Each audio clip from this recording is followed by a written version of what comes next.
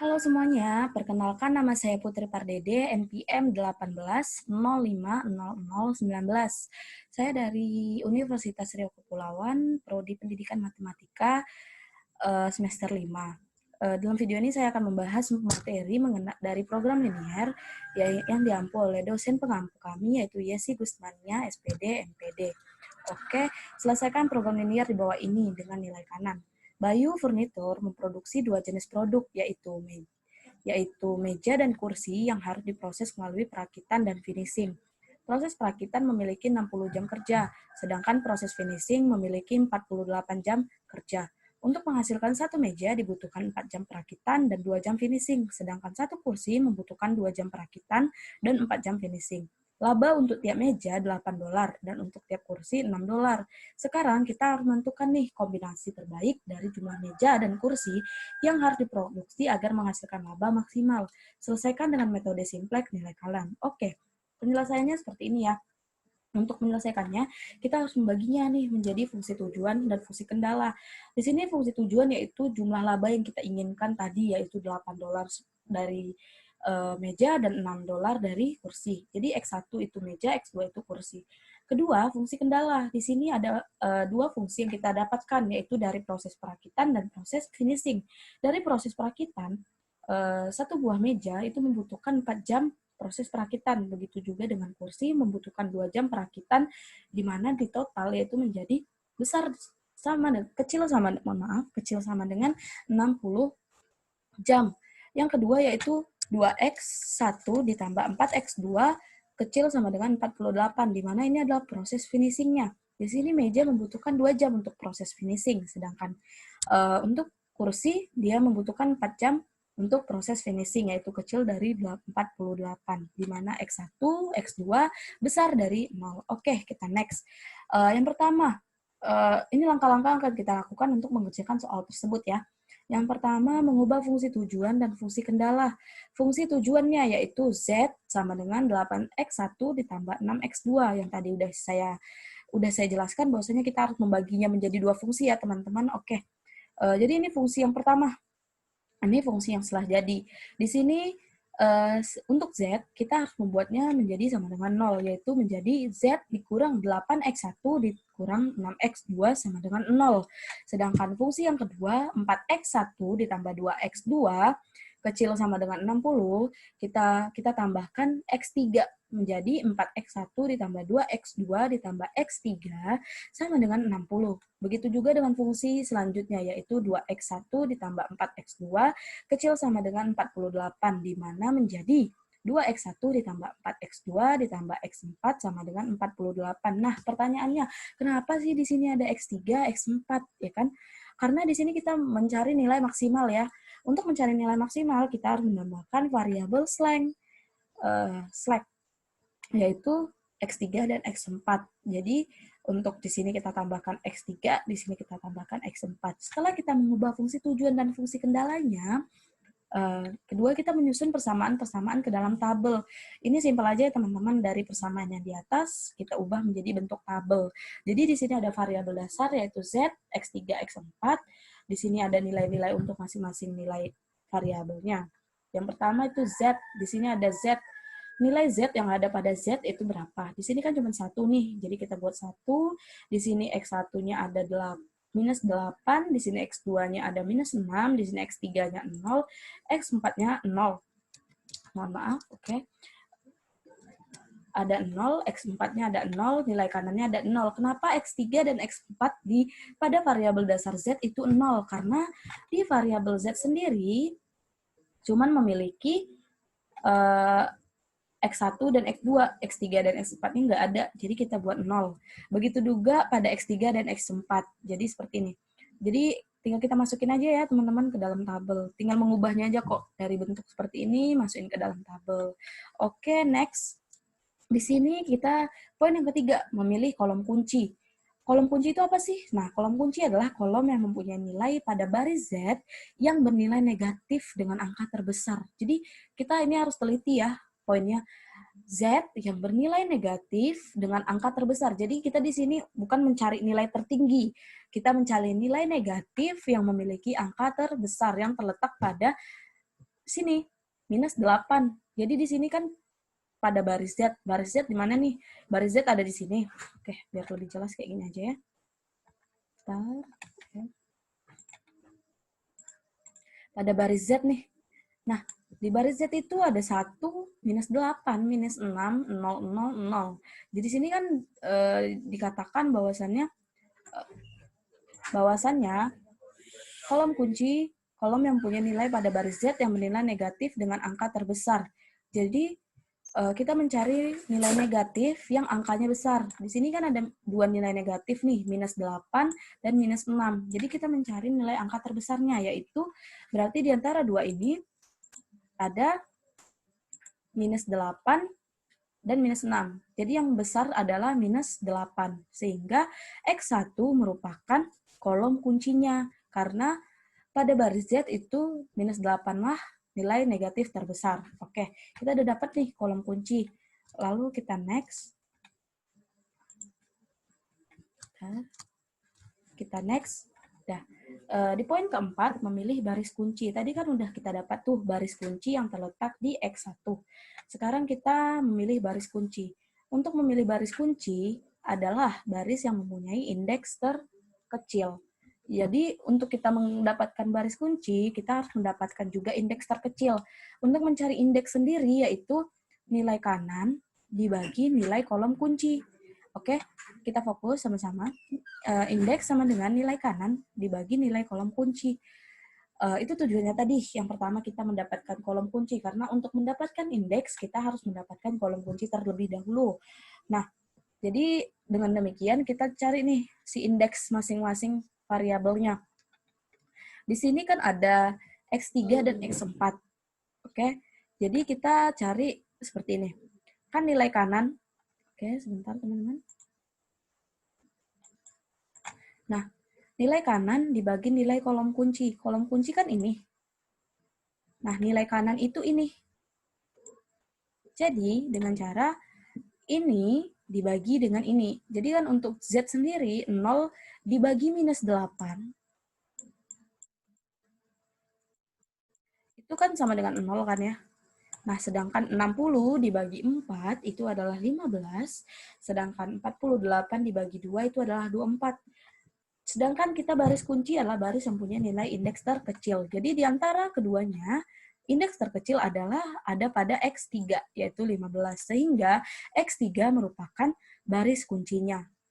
Oke, seperti itu. Kita udah dapat kan baris kuncinya, kolom kuncinya. Setelah itu, mengubah nilai-nilai pada baris kunci. Kita udah dapat baris kuncinya di X3. Kita udah dapat kolom kuncinya di X1. Jadi, tugas kita selanjutnya mengubah nilai-nilai pada baris kuncinya dengan cara membaginya dengan angka kunci, yaitu baris baru kunci sama dengan baris kunci dibagi angka kunci. Oke, emang agak ribet ya di sini bahasanya, cuman ya emang kayak gitu. Baris baru kunci. Jadi di sini kita tujuannya untuk mendapatkan baris yang baru dengan cara baris kunci dibagi angka kunci. Nah, di sini kan tadi baris kuncinya di situ ada pada X3, sedangkan angka kuncinya ada pada minus 8, 4, dan 2. Jadi ada pada 4. Oke. Nah, setelah itu kita bagi deh baris kunci dibagi angka kunci. Jadi ini kan baris kunci X3-nya ini. Oke, bentar biar teman-teman paham ya. Nah, di sini kan ada baris kunci. Ini baris kunci dibagi dengan angka kunci. Angka kuncinya ada pada 4. Karena dia terletak di kolom kunci dan terletak di baris kunci. Ini adalah angka kunci. Oke, jadi di sini kita harus membaginya. Baris kunci dibagi angka kunci. Nah, di sini kan 0. 0 dibagi dengan angka kunci, dia tetap 0 ya. Dan di sini kan 4 nih awalnya. Awalnya kan 4. Kita bagi dengan angka kuncinya sendiri, yaitu 4. Jadi 1. Di sini 4. Di sini 2. 2 dibagi 4 sama dengan 1/2. 1 dibagi 4, kan 2 dibagi 4. 2 dibagi 4, 2 dibagi 4, 1/2. 1 dibagi 4, 1/4, 0 dibagi 4, 0, 60 dibagi 4, 15, seperti itu. Dan 0 dibagi 4, ya tetap 0 ya teman-teman. Jadi untuk kita mendapatkan nilai-nilai baris kunci yang baru, dengan cara baris kunci dibagi angka kunci. Sehingga kita mendapatkan nih baris barunya, yaitu, mohon maaf agak sedikit miring. Oke, di sini kita mendapatkan baris barunya, yaitu 0, 1, setengah, 1/4, 0, dan 15. Oke, kita next ke poin terakhir.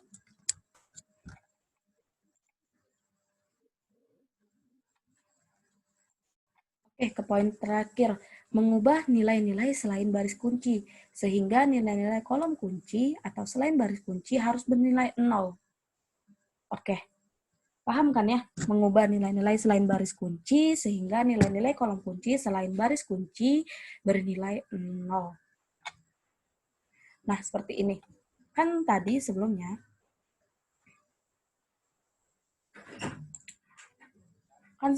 udah kita dapatkan nih baris kunci, kolom kuncinya. Baris kuncinya terletak pada S3, yaitu 0, 1, setengah, 1/4, 0, 15. Jadi, di sini kita mengubahnya agar menjadi 0. Yang mana sih yang dijadikan 0? Yaitu minus 8 dan 2. Ini harus kita ubah jadi 0 ya. Minus 8 dan 2 ini harus kita ubah jadi 0 dengan cara baris Z. Tadi kan X3 itu merupakan baris kunci. Sekarang kita fokus kepada si baris Z-nya dan baris X4-nya. Baris Z yaitu minus 8, minus 6, 0, 0, 0.